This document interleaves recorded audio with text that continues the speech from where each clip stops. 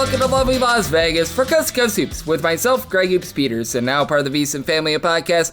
We've got an excellent podcast for you as we're going to be joined for our two-part chat today by one of our good friends, Brian Butch. He used to be a part of the Wisconsin Badgers, so he's doing a great job with his podcast, Butchie's Den, over there on YouTube. I know that he's doing some great work over at the Big Ten Network. He does some work over at Fox Sports Radio during the season with regards to some of the play-by-play of the Big Ten games, so he does such an amazing job covering this wonderful landscape of college basketball. And we have to talk with him about what we've all been seeing these last few weeks with so many guys gaining eligibility, all these lawsuits happening in the NCAA, teams that might be looking to assign these guys late, and how that's going to be messing with the chemistry, because he knows all too well about that. Now, the transfer portal wasn't quite as big of a thing when Brian Butch was dominating for the Wisconsin Badgers, but we are going to be chatting with him about just a little bit of a player's perspective on everything that we are seeing right now, and we're going to have some fun there. And we obviously have to take a little bit of a look at the Big Ten, Michigan, and so much more. And if you do have a question, comment, segment idea, what have you, for this podcast,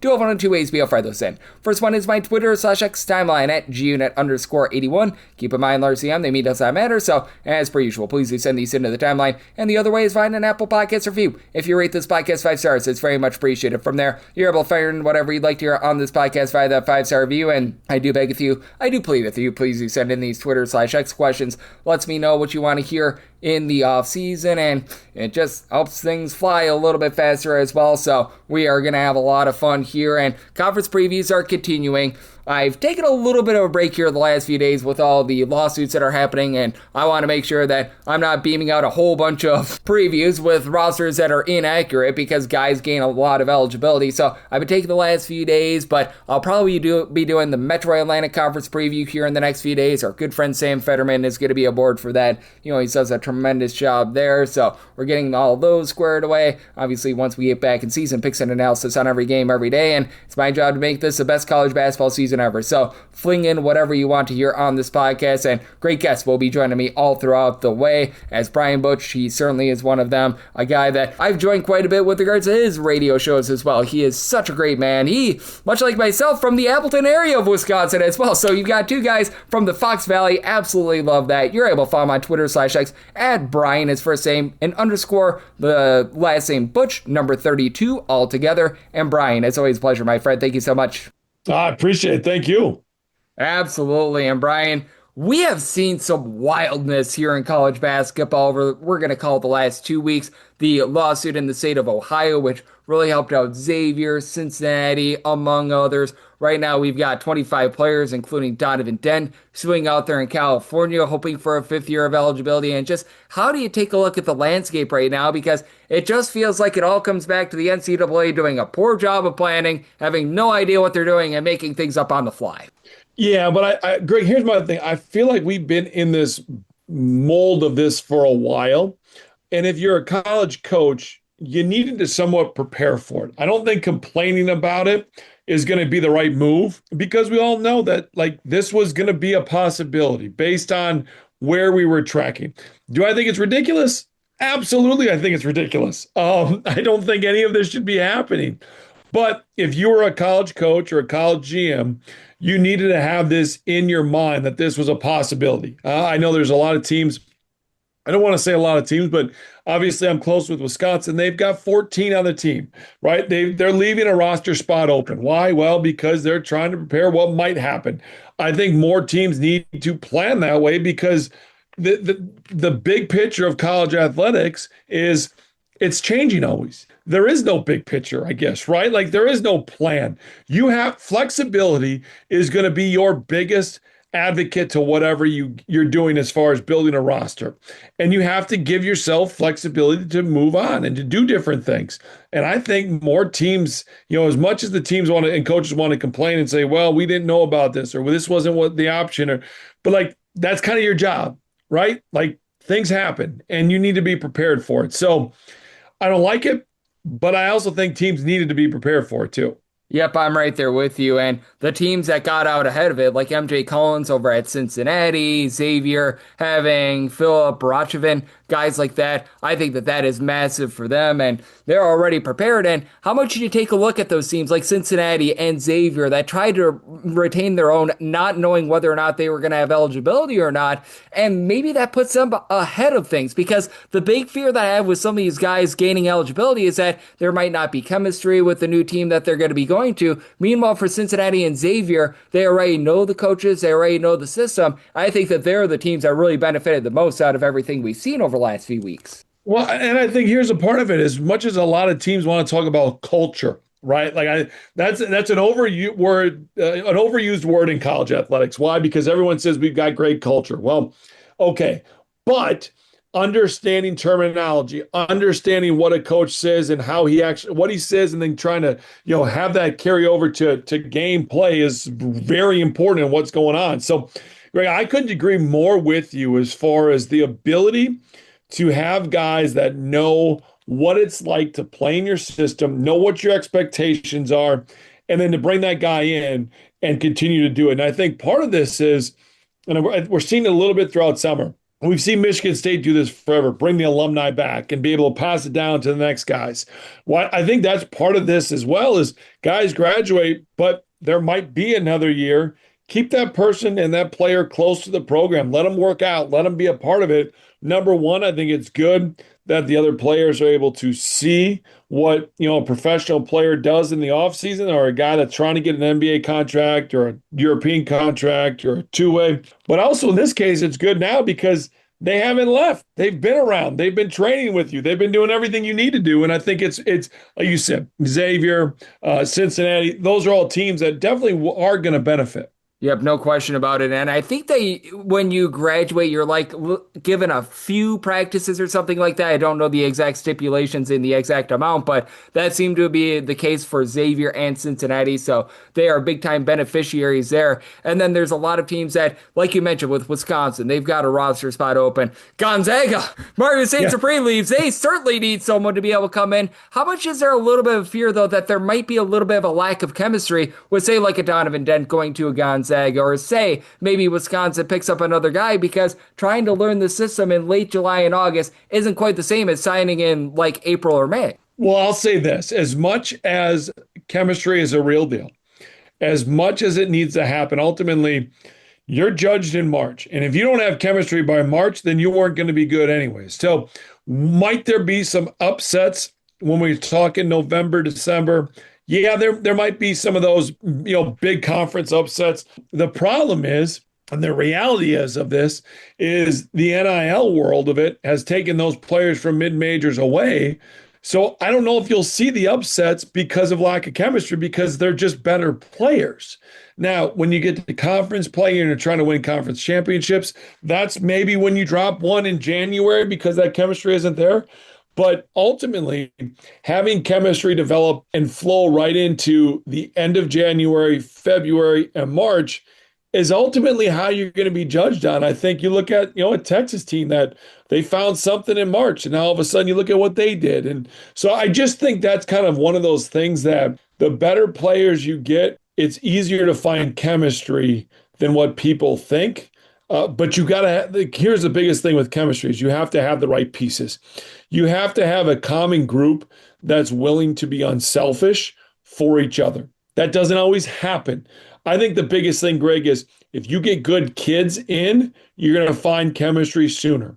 If you bring bad kids in or kids that are me kids, your chemistry you might never find. Yeah, I agree with you because we saw it on full display with Kansas State a few seasons ago. That was one where they had all the talent in the world and they were just unable to develop. Meanwhile, you mentioned like the Kentucky teams from a decade ago, the ones that were able to make the Final Four. They would struggle during the season. They would try to be able to find their groove, but all of a sudden in March, boom, everything came together for them. So such great points as Brian Butch, who does such great work over at the Big Ten Network. He does great work over at Fox Sports with some of their play-by-play during the season. He's joining me right here on Coast to Coast Hoops. And I'm so glad that you bring up just having a little bit of buy-in and just a collective that is trying to be able to be the best for the group. And I think that this comes back to coaching as well. And it's so great that we're talking to you because we both know the Wisconsin Badgers have very much changed their style over the last few years. They used to be one of the slowest teams in all of college basketball. Well, I still remember back when I was in high school, my senior year, that dreadful game against Penn State where I think it ended 37-33 or something like that. Might have been a little bit higher or lower, but that was one of the most rough watches I had ever seen in my life. All of a sudden, the Badgers, they've really cranked up the tempo. And how much of it do you think is on the coach to really try to be able to adapt to his players, or the players trying to adapt to the system that the coach is trying to put in? I don't think it's as much about coach's system anymore because there's so many guys that are coming in on 1-year deals that ultimately, like, you got to adapt to the players more than players have to adapt to a system. Ultimately, you're going to see more players transfer out if they don't fit the system as well and fit what you want. You know, my time when I played, we understood we were going to play the way Bo Ron wanted to play the swing, and there wasn't going to be any negotiations going on. Like, this is what it is. Now, I just don't think that way works in college basketball. You have guys for 1 year. You pay those guys a lot of money to come in. You better put them in situations to have success. It's not up to them to figure it out. It's up to the coaches to put these guys in the right situations to have success because you've bought them for a year or they're part of your team for a year. If there's a development side of it where it's like, okay, we're going to get this guy and we're going to develop him year 1 to year 2 and to year 3 to year 4, 2 to 3, like that sort of thought process, then okay, yeah, you can fit into more systems. And this is what a coach ultimately has to be. I think the coach, when they talk about this, Greg, the most important thing is they have to have non-negotiables. Whether that's be, some coaches are, we're not going to turn the ball over, or you know what? You're going to defend for us the way we want you to defend. We're going to give you the green light on the other side. But I think that's ultimately where we're at in college basketball is each coach has their non-negotiables. You follow those, and then they're going to give you some more freedom and give you time to stand out. But I think that's kind of where it's transitioning versus, hey, this is the system we're always playing. I just don't see that as much in college basketball.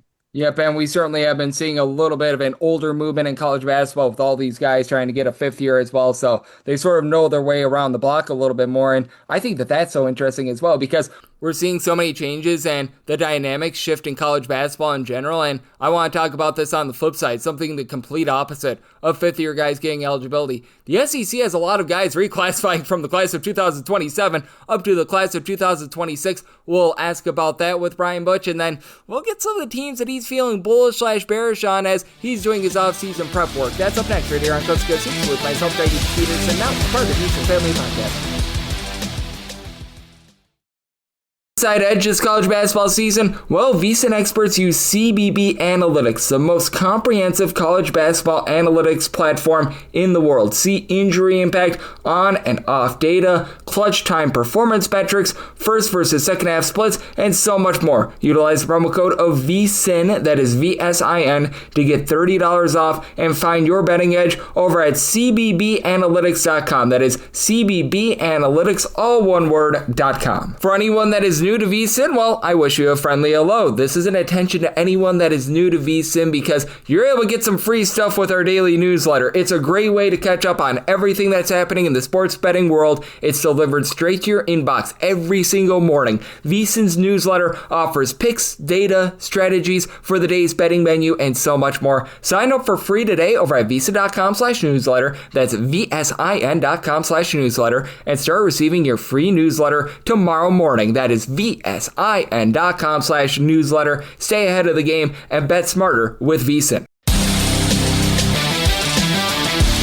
And we're back here in lovely Las Vegas for Coast to Coast Hoops with myself, Greg Peterson, now part of the VSiN Family Podcast. Always great to be joined by Brian Butch. He does a great YouTube show called Butchie's Den. He does a great job over at the Big Ten Network. He does a great job as well over with Fox Sports, doing a lot of play-by-play work during the season. You're able to follow him on the old Twitter /X at his first name, Brian, and underscore the last name, Butch, number 32 altogether. And Brian, in the first part of our conversation, we talked about all these fifth-year guys trying to get eligibility, and no doubt that's a big story. But how about this in terms of the landscape of college basketball? We've got all these guys trying to get a fifth year of eligibility, and then in the SEC, we've got guys that were in for the class of 2027 trying to become eligible for the class of 2026, and many of these teams have done so. Vanderbilt, they had a guy a few days ago in Gabe Neesmith who reclassified. Davion Thompson over there for Arkansas. The biggest one was Marcus Spears Jr. for Texas, number 1 overall recruit in the class of 2027. How do you take a look at a lot of these guys? Because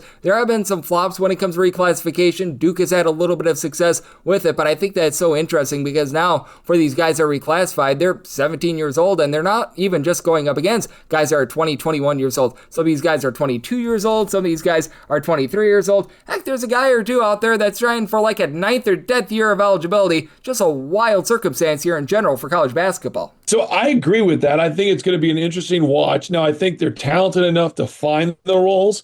And I also think the game of college basketball has changed a little bit with the way it's officiated. The physicality has dropped a lot. So especially in the SEC, when you look at the SEC versus the Big Ten, the SEC, you're going to get out, you're going to play, and you're going to have great elite athletes. That's a little bit different than the Big Ten. The Big Ten, I don't want to say grind it out because that's not the right word, but a little bit more system-based, a little bit more maybe polished is the word I'm looking for, but more experience probably is the better word, right? Some more experience, how they can play off of angles. They know how to read a ball screen a little bit better. When you look at the SEC, it's, all right, we're athletes. We're going to get out. We're going to run. We're going to jump over you. We're going to play, and we're going to figure it out. And I just think that's the difference of kind of the leagues that you talked about ultimately. And I think when you have a league and kids that are going to reclassify, they've got to really fit where they can. Now, is their IQ, have they seen as much as older guys? No, they haven't.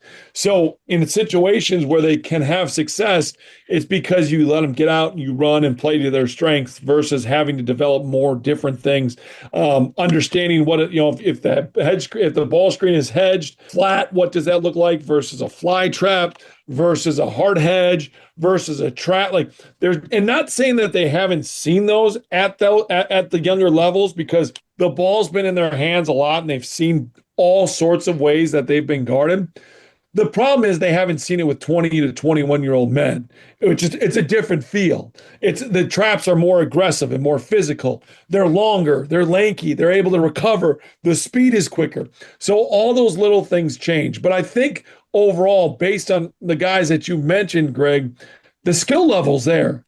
The athletic ability is there. And I think they'll have success. But it's an interesting fact. And when you're talking about pay, which we are in college basketball, if they can get a paycheck earlier, this isn't going to stop. This is only the start of it. Yep, I think so as well, because we've seen a few guys try to reclassify in the Big Ten. Like, I go back to Christian Lander a few years ago over at Indiana. Yeah. That was just a failed experiment. That did not work out for him whatsoever. But I think at the SEC, that could be able to help them out a little bit more as well, because you're going to have fewer big men, though. Florida's going to say otherwise with Florida. I mean, you just got a bunch of trees on the team. Florida's a different beast right now. Yes. That's a different conversation, yes. Like, holy crud. I just don't know how you can put a team other than Florida number 1 right now. That's just my perspective on things. And a team that I thought was going to be in the top 5, top 10 was going to be Michigan. And as we know, I believe that this happened after our last conversation. Dusty May, he moves to the NBA. And not only that, now they lose LJ Casey, who officially went into the transfer portal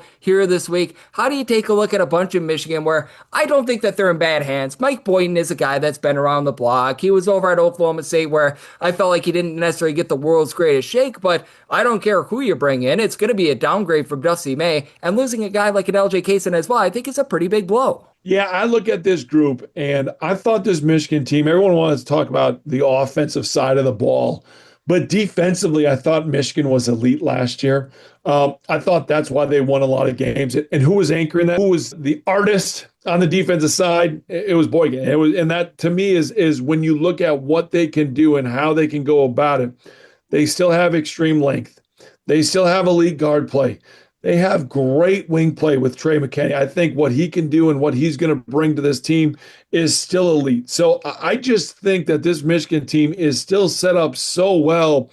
To me, they're in the top, 4 or 5 at least of this. I don't think they've dropped a whole lot. I know Dusty going, and Dusty was so smart on the offensive side of the ball. Everything he did was intentional. There was a process to it, but being able to keep the players that Michigan has kept still allows them to have the defensive identity that they went in the offseason wanting. And because they have that defensive identity with length around the rim and wings that are big and physical, and Elliot Cadeau, where like all that together still, I think they're going to be just fine. Like I know that everyone was shocked that Dusty left, but to me, this isn't one of those things where it's a huge drop off because the players stayed. They had to make a decision. They made the decision. Like you said, LJK isn't gone. But other than that, everybody else is back.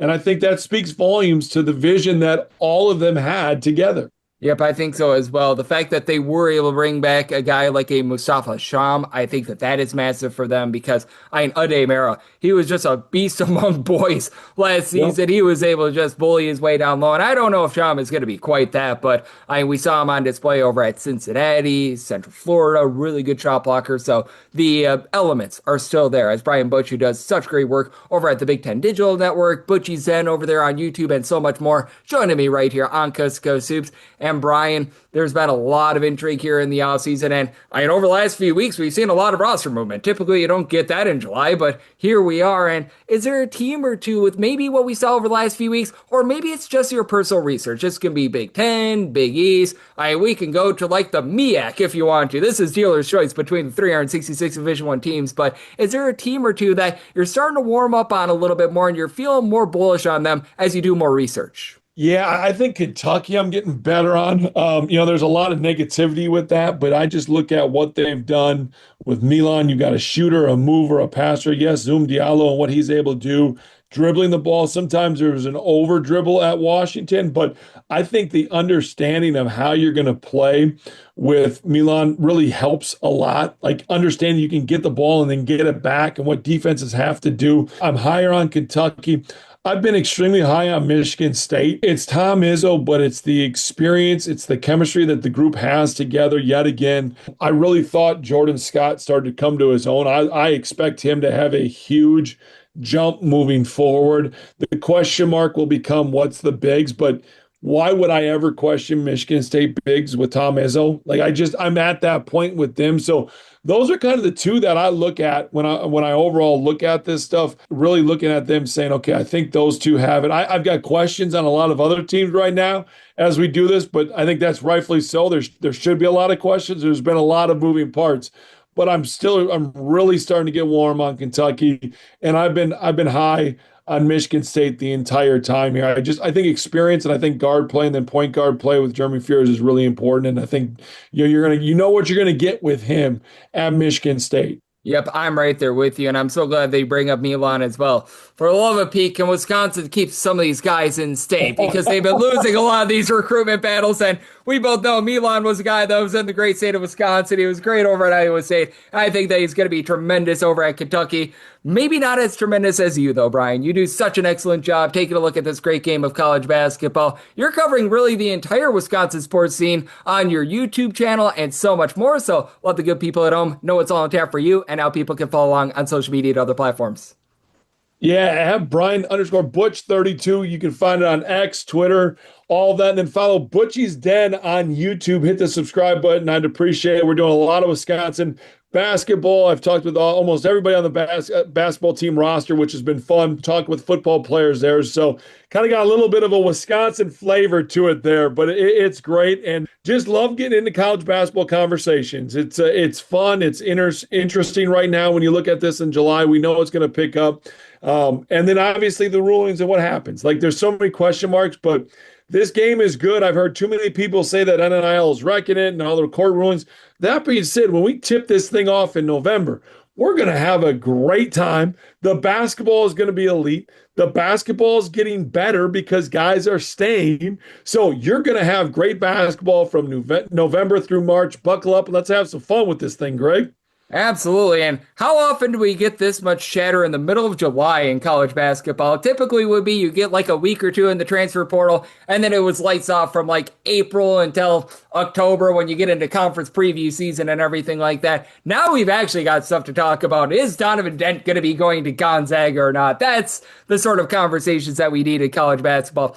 Hopefully the NCAA can stop being the Washington Generals of the court system, but at the very least, we've got something to talk about. And Brian, he does such a great great job breaking down this great sport, and every single time he joins me, with such great insight. So big thanks to Brian for joining me on Coast to Coast Hoops, now part of the VSiN family of podcasts.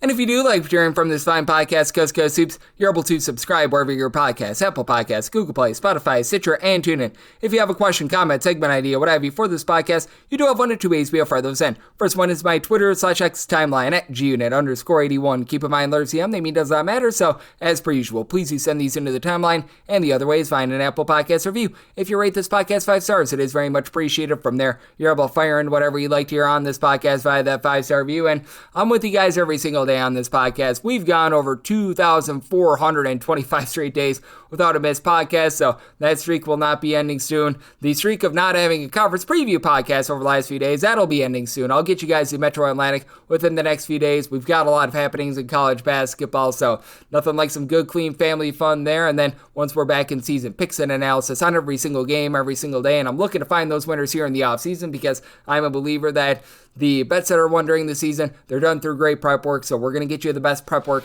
and then the best season ever this upcoming college basketball season. So appreciate you tuning in today. I'll be back with you once again tomorrow. Thank you.